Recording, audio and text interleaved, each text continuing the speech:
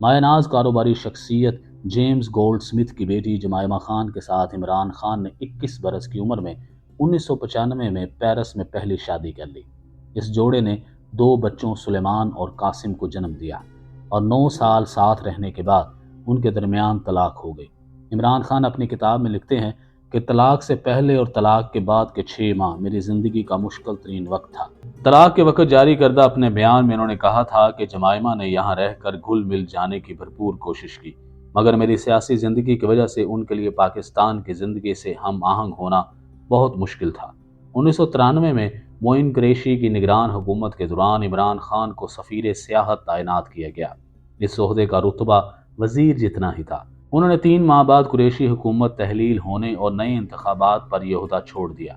25 अप्रैल 1996 में इमरान खान ने अपनी सियासी पार्टी PTI यानी पाकिस्तान तहरीक इंसाफ की बुनियाद रखी।